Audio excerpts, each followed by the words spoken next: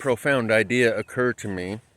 And it's part of a larger idea that's been occurring to me for a while. And I'll get into the bigger picture of how it fits in later. But this piece of the puzzle is reverse pareidolia. I'm going to get into evolutionary psychology. Pareidolia is where you see faces or patterns like a shape of an animal in the cloud, in the bushes, in the grass. And over the long term, through the process of evolution, those that thought they spotted a lion or a tiger or a bear jumped and ran, and it turns out it was a false positive. That was just a leaf and a twig and a stump coming together to create that pattern. Turns out it wasn't really a lion, tiger, or bear. Those guys survived. Even though they got a false positive reading, it didn't cost them anything. But those who got a false negative reading and said, oh, it's nothing, it's just a twig or a branch, and it turns out it really is a lion or tiger or bear, they got eaten by the predator. So over the long run, through the process of evolution, those that think they see a predator in the bushes survive, and those who dismiss it and say, oh, it's nothing, they don't survive. They get eaten by the predator. It's better to have 10 false positive readings than 1 false negative, where you dismissed it as, oh, it's nothing, and you got eaten by the lion or tiger or bear. So over the long run, through evolution, this process of evolutionary psychology, through the long run, those that think they see a pattern of the predator in the bushes and jump and run, even if it's false positive, they survive. And they go on to reproduce. And thus it creates the whole tribe has this behavior pattern of seeing a predator in the bushes, even though there's not one, because those ones survived. And the ones who dismissed it and got a false negative reading and said, oh, it's nothing, it's just a leaf and a bug and a twig, and got eaten by the lion. So that's how pareidolia got worked into our psychology. Now here's this anti-pareidolia that has to do with tribalism. Within the tribe, the tie that binds is your common beliefs, your common perception, your common underlying self-image and worldview, common experiences. This is the tie that binds within the tribe. There you go. There you go, 666. Fucking some people, man. Sorry, let me not get sidetracked. So, in society, in order to survive, this is where long-term evolutionary psychology comes into play, those who survive are those who maintain their good standing within the tribe. And those who don't survive and thus don't reproduce are those that get kicked out of the tribe. Because you can't survive without your tribe. Or at least in the past you couldn't. And so it is imperative for your survival, self-preservation, to not see anything that everyone else in the tribe doesn't see also. And this can create a scenario where there's something right in front of you and everyone in the tribe can see it, but no one will admit that they can see it. They don't want to be the first to say that they can see something and they perceive something that the rest of the tribe doesn't admit that they see, because then you threaten your tie that binds within the tribe and your good standing within the tribe. So it creates this situation where something can be right there in front of everyone, and each individual within the tribe, they know they can see it, but they're not going to say it out loud because no one else is. And same goes for the guy next to you and the guy next to him. They can both see it too, but they're all pretending that they can't see it because no one wants to be the first to admit they can see it. Enter here pedo priests. Everyone could see it, but no one wants to say it lest you get excommunicated. And thus, the pedo priest carries on for generations and generations, and everyone knows it's going on, but no one says anything about it to maintain their good standing within the tribe. And this even applies to plasma fire. Trees burning on the inside. The guy who can see it, everyone else goes, this guy's crazy. He says he thinks trees are burning on the inside. Get this guy out of here. Who is this guy? I don't know. I don't know him either. He's dead to us now. Anyone else want to think they can see anything that the rest of us can't? And through that tribalism, you can manage people's perception and their willingness to admit to what they can see.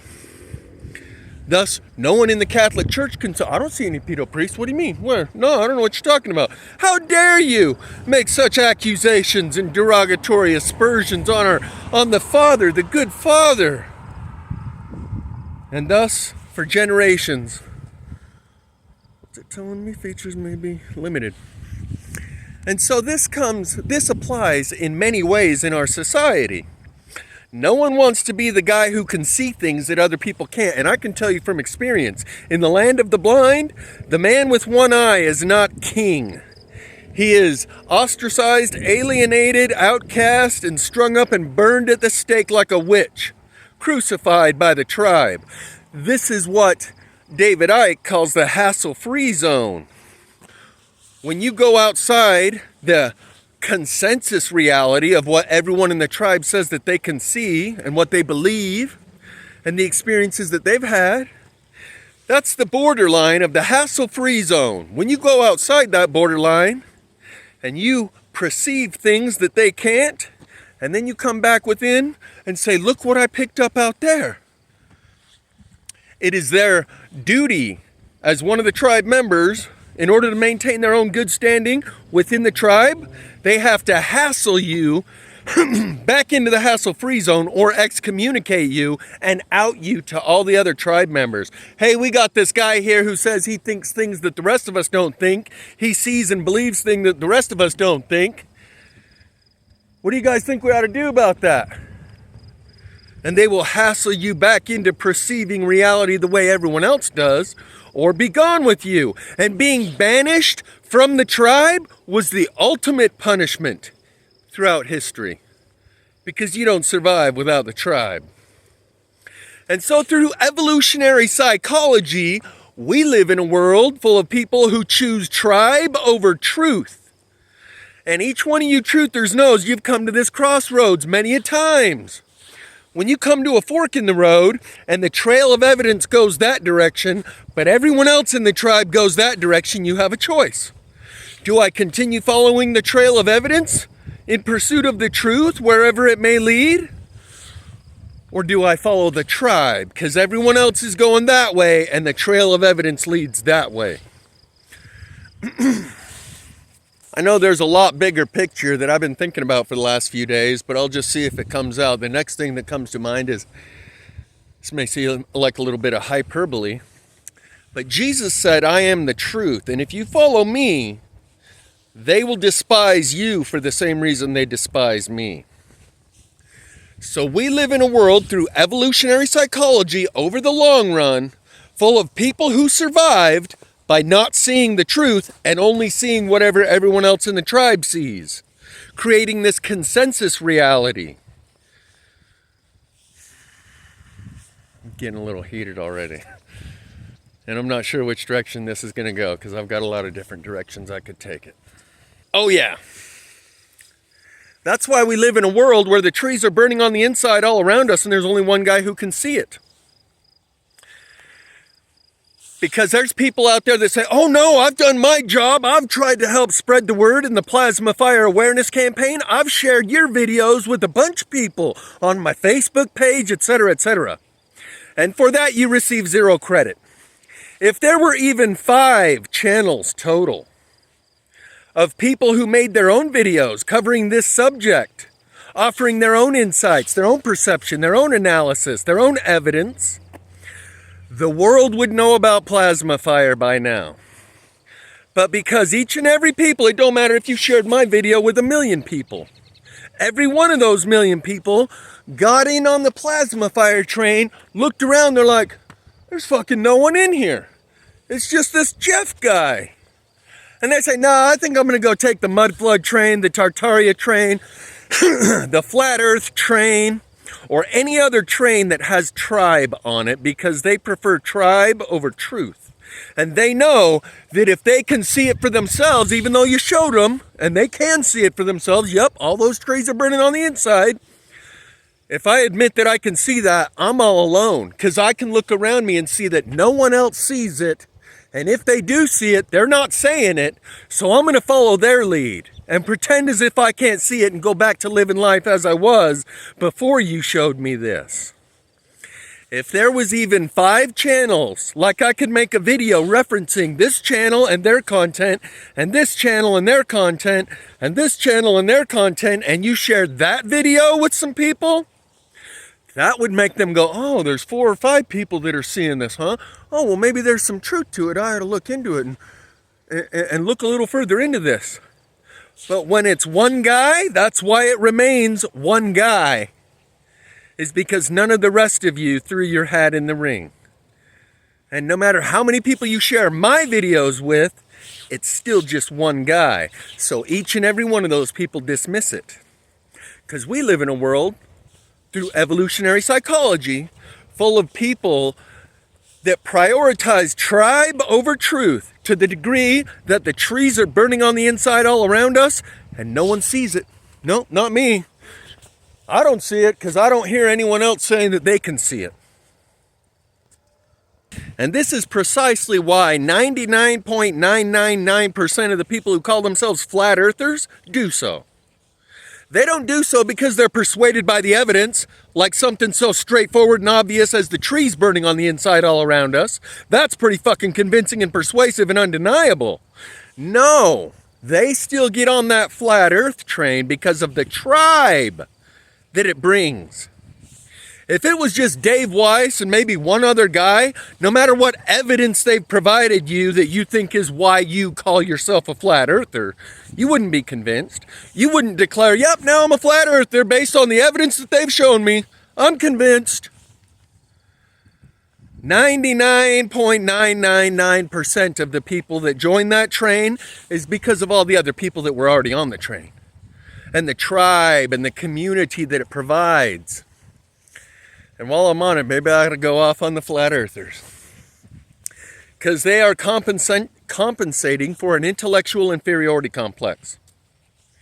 They know that there's something, that there's people, these elites and these secret societies, they know something I don't. About life, about me, about my reality. About who we are and where we are and how we got here. They know something fundamental about this world and the way it works that I don't know. And thus it makes you feel inferior, incompetent, impotent, insecure, and inadequate based on your lack of knowledge and understanding about the nature of your reality. And you realize that. Remember when you were a kid? I know something you don't know. I know something you don't know. Ha, ha, ha, ha, ha. That sucked to be on the receiving end of that. But it feels a lot better to be on the other end of that. So all you got to do is pick up this flat earth thing. Now I know the nature of reality and everyone else is in the dark. And I know something they don't know. Ha, ha, ha, ha, ha. It's a cheap way to overcompensate for that feeling of inferiority. Your intellectual, your perceptual inferiority complex. You know there's something that you don't know about this world that some others do. All you got to do is pick up flat earth, preach the gospel of flat earth, and you're in. And that's why those fuckers are so ridiculously obnoxious in the comment section. Because flat earth is persuasive based on the tribe. And they need you to agree. That expands the tribe and is even more convincing or persuasive to the next guy if we got another 1,000 people saying that they're flat earthers. So how did they get the first 1,000 flat earthers? If people aren't actually convinced by the evidence, and it's all the other people in the comment section saying, yeah, those fucking globetards. Maybe bots. Maybe their first videos had a bunch of bots in the comment section saying, yeah, I get it. Yeah, I get it too. There's 1,000 guys in this video saying that they get it too. Maybe I ought to pay attention to this. Maybe there's something to it. Even if the world is flat, those flat-tards are part of a religion and a cult. You can see, oh, by the way, just for the record, there's still videos on my channel where I'm speaking as if, yeah, now that we figured out the earth is flat, they tried to convince us it's a spinning ball to keep us always feeling out of balance and like we're spinning around out of control, but we figured out the earth is flat. And I learned and I grow. That's the process of learning, is discarding old ideas with new, and I felt for that shit for a while. And then I realized the religious zealots in the flat earth, on the flat earth train. Absolute religious zealots. More so than any other religion out there. So I'll leave that alone for a minute. I've been gonna make a flat earth video laying out all the ways in which I think they fell for a psyop. They got sucked into a religion, that they are part of a cult. And it isn't the evidence that persuades them, just like any other religion. It isn't the story that you believe in so much about this holy book. It's the rest of the tribe that says, oh yeah, amen, praise him. John 3:16, all you got to do is say his name and you're saved too. Okay, I'm a flat earther. It's a tribe, groupthink, hive mind, group psychology. You're part of the in-group or the out-group. And the tie that binds within the in-group is their opposition to the out-group. And so once you join the Flat Earth Society, you get to point at these globetards who still think it's a globe, but we know. Now we're the ones that know something they don't know. Ha, ha, ha, ha, ha. And you got sucked in through your desire to quench that thirst for knowledge, and that was a cheap, easy fix. But no, you can really see Chicago from the other side of the lake. And didn't you see Dave Weiss? He ran a light bulb right across his table and it looks like it's setting. They used a few optical illusions. And you're like, no, but that's how it really is. It's the optical illusion that makes it look like it's setting, but it really goes flat. You can see by Dave's demonstration on his kitchen table. And look, these 19 emergency landings. That proves flat Earth. Whether or not the Earth is flat, those people are part of a religion and a cult, and it is the groupthink, the tribe, that attracted them, not the persuasiveness of the evidence. And likewise, no matter how persuasive the evidence is, when I can show you the fucking trees burning on the inside, because there is no tribe on this plasma fire train, that's why no one gets on board. And they deny what they can see with their own eyes, because it could cost them their good standing membership within the tribe. If they can see something that everyone else can't see, and that's still the case 7 years later, because 4 or 5 of you wouldn't make your own videos. And the best you would do was forward my video to somebody. Congratulations. So back to the anti-pareidolia phenomenon. Because we live in a society where you need the tribe to survive, or at least that's how it's been for the last few hundred years. Maybe not in today's economy, but up until very recently, you had to have tribe, or you didn't survive. So people would dismiss the pattern that they see. Well, it looks like a predator in the bushes over there. No one else says they can see it, so I'm not going to say anything about it either.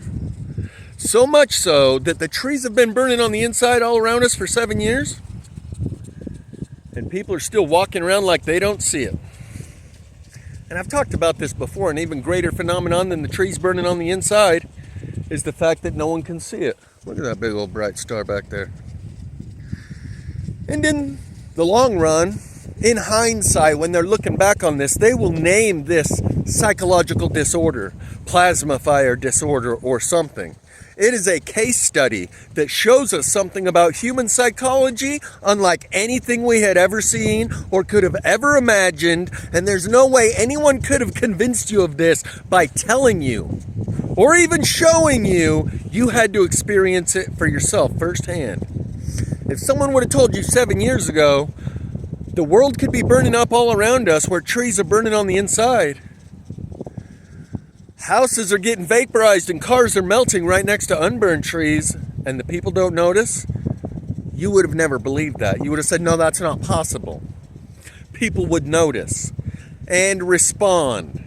You could have never been someone tell you, no, people won't notice, and those who do notice won't respond because they can see that no one else notices, so they just act like they don't either in order to continue fitting in. It's a fashion trend, and they don't want to buck the trend. That's how deeply ingrained this tribalism, groupthink, hive mind is. And we live in a world full of people who choose tribe over truth, even if it costs them their life, even if it costs every other person on the planet their life. And this predator in the bushes of plasma fire all around us threatens to consume everything around us. They're still not going to say anything. Why?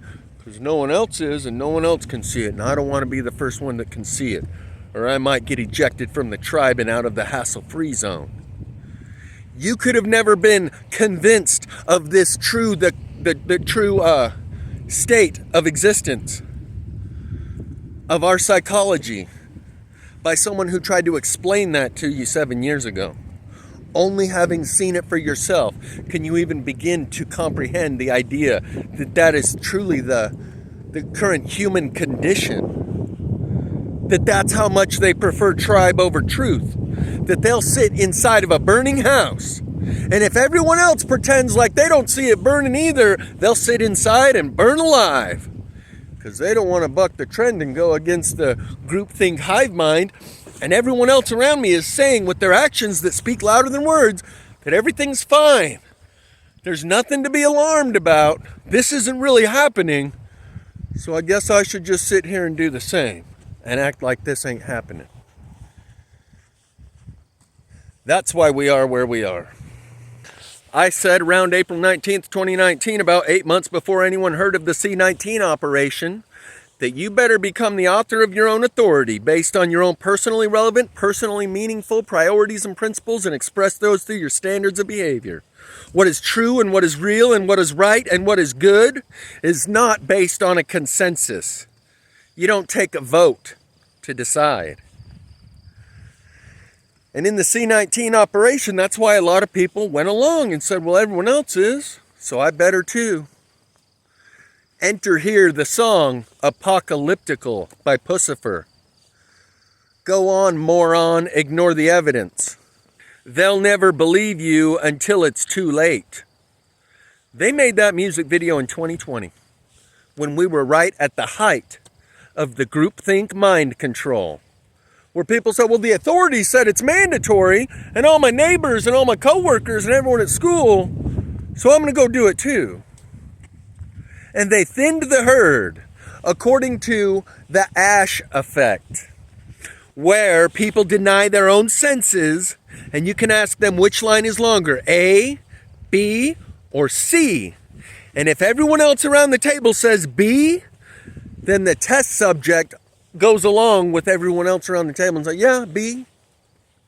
And when you ask them, are the trees burning on the inside, or is that possible? They do whatever everyone else is doing. That was a scientifically conducted case study where they were able to measure and document and graph the degree to which people will abandon their own perception based on whatever the fashion trend of the moment is, whatever everyone else around the table says. And that's how religion works. When the lazy brats and the copycats are the last thing I want to see, motherfucker, I'll be back from the dead soon. Some awolnation. That's how religion works. Lazy brats and copycats. You don't have to come up with a personally relevant or meaningful perception of your life, the meaning or purpose of life. Just say John 3:16 and you got it covered. You don't have to spend one more moment of your life looking for the purpose or meaning. And whether they go with the religion or the secular atheist scientism, both of them alleviate your need to ever have to put any effort into discovering the truth about who you are, where you are, why you're here, how you got here, what the purpose and meaning of life is. No, you don't got to find the answers to those questions. We got them right here. Evolution or religion. Pick your religion. Together, they wipe out 99% of the population who goes through the motions of life and never spends a single day contemplating the actual purpose and meaning. They already got it handed to them. All they got to do is recite the lyrics, recite the scripture, or testify to their belief in evolution. They don't have to put any more effort into it. Bam, it's done. Now I can go on living my life. Don't have to look for the meaning. I already got it. Everyone says so. What do you think, you're smarter than a billion people who believe in evolution? What do you think, you're smarter than everyone else around the table who says John 3:16, amen? And through these thinning processes, whether it's C19 or the holy vaccine, where they tell you just inject this into your mental and emotional, psychological and spiritual circulatory system and you're saved. Just inject this holy scripture, this script, and recite it. And you don't have to do anything yourself. Just go along with it. You're saved. You're immune. You're protected. Just like Puscifer came out with that music video in 2020. Apocalyptical. Tool came out with Fear Inoculum, where they wrote Tool, the name of their band, in cursive in such a way where you could fold one half over onto the other half and it creates a syringe. And the title, the name of the album and one of the songs within the album is Fear Inoculum. And that's what people fear the most. Public shame and ridicule and humiliation. That's why they're not willing to think for themselves or discover the purpose and meaning of their own life. They go along with whatever everyone else does.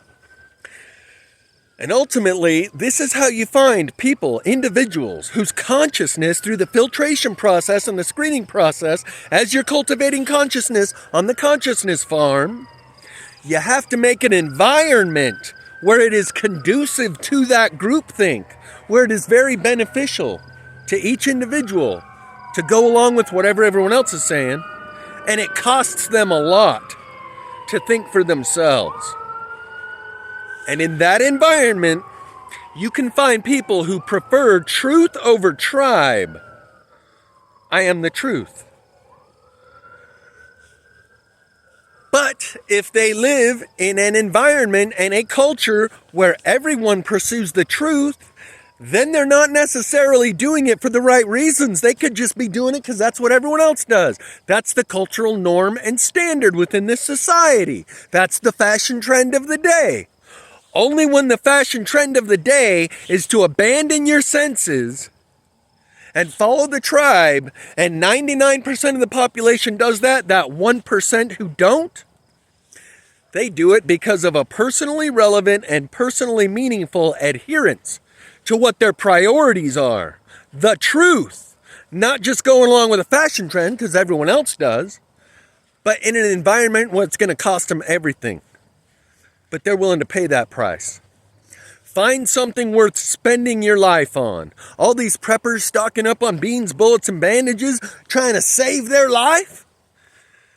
People waste their whole life trying to save it. They never find something valuable enough to spend it on. And it's like that cryptocurrency. They say they're going to deposit from the central bank digital currency, deposit $1,000 in your account.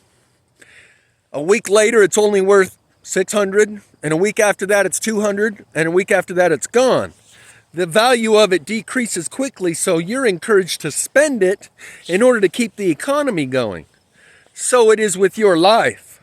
And everyone leaves their years of life they have left here in the bank, always looking to save their life, never looking for something valuable enough to spend it on. How do you find those people? You find them through these processes. The filtration process, the distillation process that requires heat and pressure. And through that distillation process of applying the heat and the pressure, the impurities get ejected and you're left with a refined, more purified consciousness.